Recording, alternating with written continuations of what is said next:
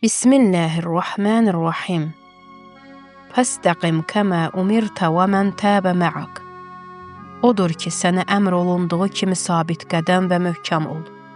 Və həmçinin səninlə birgə üst tutan kəslər də belə olsunlar. Hud surəsi, ayə 112. Onu Yəməndə İmam Xomeyni adı ilə tanıyırdılar. Ənsarullah hərəkatı hazırda Yəmən dövlətini idarə edən qurum onun yadigarıdır. Şəhid Hüseyn Əl-Husi.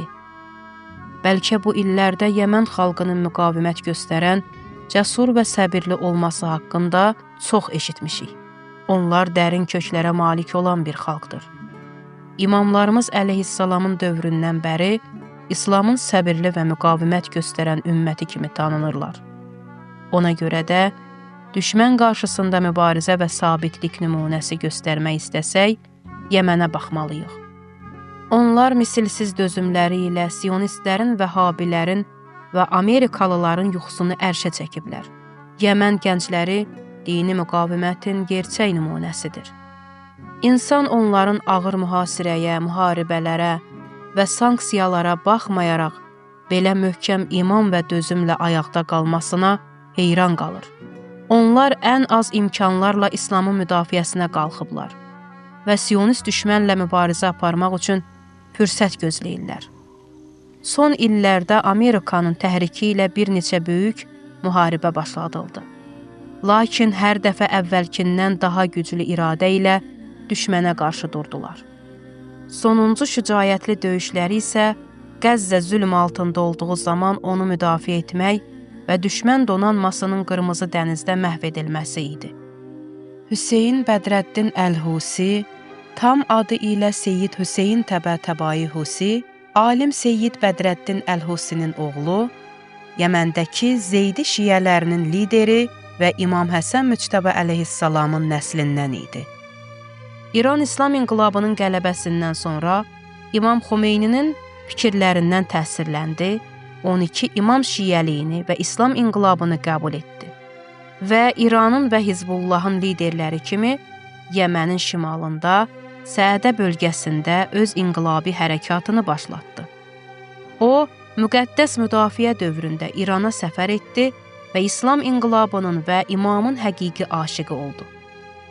Yəmən xalqının İran inqilabı modelinə əsasən birləşməsində mühüm rol oynadı və bugün onun qardaşı Əbdülməlik Husi eyni yolu davam etdirərək Ənsarullah hərəkatına rəhbərlik edir.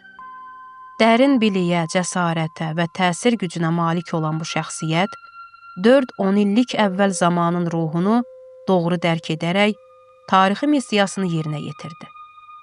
Gənclərə dini elmləri tədris etməklə yanaşı, silahdaşları ilə birlikdə Yəmən məscidlərində Amerikaya ölüm, İsrailə ölüm, İslam qalibdir şüarlarını ucadan səsləndirdi.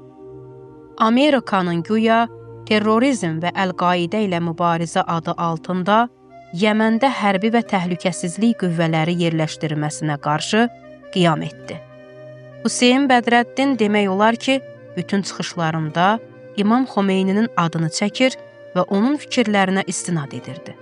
Bu iddialar kifayət etdi ki, o dövrdə Yəməndəki muzlu hökumət Hüseyn Bədrəddini İranın maliyyə və hərbi dəstəyi almaqda ittiham etsin və hətta alim Bədrəddin və silahdaşlarını 12 imamçı şiyə adlandırsın. Yəmən hökumətinin Hüseyn Əl-Husinin rəhbərlik etdiyi Ənsarullah mücahidlərinin səsini boğmaq cəhdləri nəticəsiz qaldı. Buna görə də onlara qarşı hərbi müdaxiləyə əl atdılar və Səədə şiyələrinin cavabını güllə ilə verdilər. Bu məzlum xalqı ardıcıl müharibələrə çəkdilər. Hüseyn və yoldaşları Yəmən ordusunun hərbi hücumuna qarşı müdafiəyə qalxdılar və bir neçə cihad dövründən sonra 2004-cü ilin sentyabrında bir qrup silahdaşı ilə birlikdə Kumeyl duasını oxumaq üçün dağlıq əraziyə getdikləri zaman mühasirəyə alındılar və şəhadətə çatdılar.